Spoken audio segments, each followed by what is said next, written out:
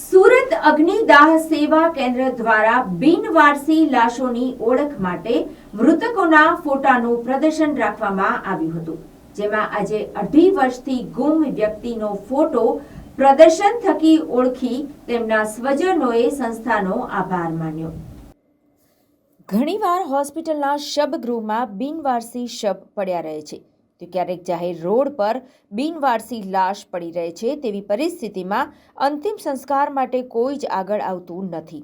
આવી સ્થિતિમાં સુરતમાં કાર્યરત અગ્નિદાહ સેવા કેન્દ્ર દ્વારા છેલ્લા 23 વર્ષથી બિનવારસી અંતિમ સંસ્કાર કરવામાં આવે છે. એટલું જ નહીં, તેમના પરિવારજનો મળી શકે તે માટે તેમના ફોટાનું પ્રદર્શન પણ યોજવામાં આવે છે, જેના થકી 55 મૃતકોને તેમના પરિવારજનોએ શોધી લીધા છે.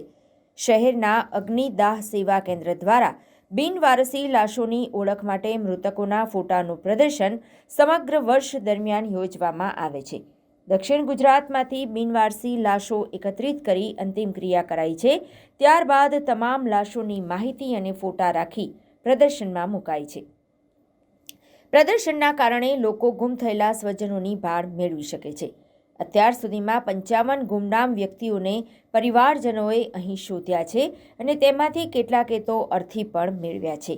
શહેરમાં નિસ્વાર્થપણે બિનવારસી લાશોનું વિનામૂલ્યે નાત જાતના ભેદભાવ વગર વિધિપૂર્વક અંતિમ ક્રિયા કરતી સંસ્થા અગ્નિદાહ સેવા કેન્દ્ર દ્વારા વર્ષ 2001થી બિનવારસી લાશોની વિધિપૂર્વક અંતિમ ક્રિયા કરવામાં આવે છે અને તેમના ફોટાનું પ્રદર્શન વર્ષ 2003થી થઈ રહ્યું છે.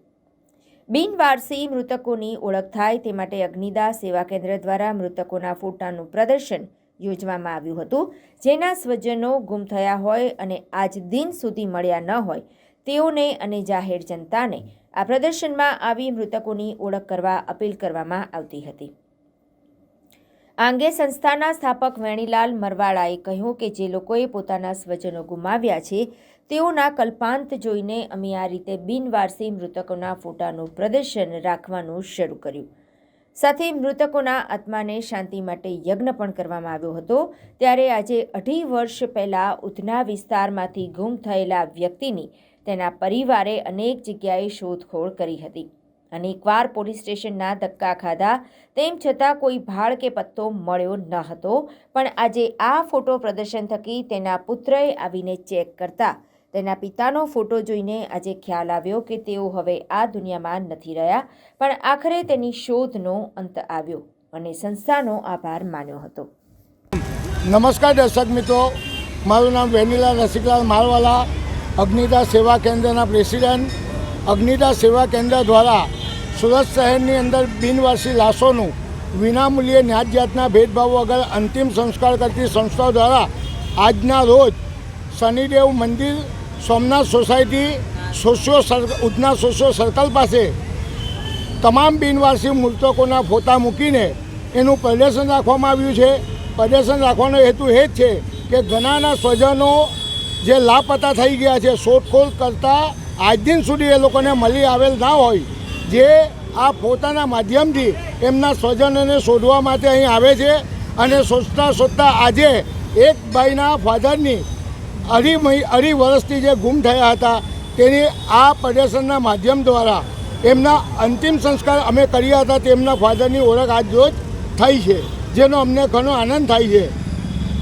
વાત સાથે સાથે દુઃખ એ વાતનું પણ છે કે આ સંસ્થાએ આજથી 9,000 જેટલી લાશોના દાહ સંસ્કાર કર્યા છે અને 23 વર્ષની અંદર ફક્ત 55 લાશોની ઓળખ થઈ છે, જેને રોજ આજે વત્તા એક ઉમેરીએ તો આજે 56 લાશોની એટલે 55 વત્તા આજે 1 લાખની ઓળખ થઈ એટલે 56 લાશોની ઓળખ થઈ. સાહેબ, आपका नाम? विजय शंकर पाजपुर। विजय भाई, कहाँ पे रहने का है आपको? उतना लिम्बा है। अभी कहाँ पे आए हो आप? मैं सोसी सर्कल के आगे शनि मंदिर के पास में आया। अभी कौन सी संस्था में ये प्रदर्शन लगा है और क्या आपने अभी महसूस कर रहे हो आप ये देखने के बाद? ये अग्निदाह संस्कार ट्रस्ट वालों ने ये आयोजन किया है। क्या आयोजन किया है इन लोगों ने? अभी आपकी जो फोटो का प्रदर्शन देखा तो आपका कोई वाली मिला इसमें, कोई रिश्तेदार मिला? मेरे पिताजी लापता थे ना, उन्हीं को देखने के लिए आया था मैं। तो मतलब 95% पूरा मैच हो ही गया है। अब वो हो सकता है अब इन लोगों के पास कुछ कपड़े हो कुछ हो वहाँ, तो फिर वो इससे भी थोड़ा हमको थोड़ा कंफर्म हो जाएगा कि भाई पिताजी यही है। कितने साल से लापता थे और आज क्या महसूस कर रहे हो? ये फोटो और वो सब 95% संतुष्टि मिल रही है, क्या लग रहा है? संतुष्टि तो है ना सर कि इतने 2-2.5 साल से ढूंढ कर रहा हूँ और अभी उनका पता मिला तो थोड़ा ऐसा लग रहा है कि अपनी थोड़ी कामयाबी, जो अपने पिताजी लापता थे हो सकता है उनका आखिरी जो दाह संस्कार जो अपना हमारे तरफ से रहता है हम वो भी कर दे तो उनकी भी आत्मा को शांति प्राप्त हो जाए। कितने साल की उम्र थी और किस हिसाब से हुआ था ये? लगभग उनकी 80 के ऊपर उम्र थी, 82 के आसपास थी। और वो पिताजी के मतलब जीजाजी के वहाँ से लापता हो गए थे।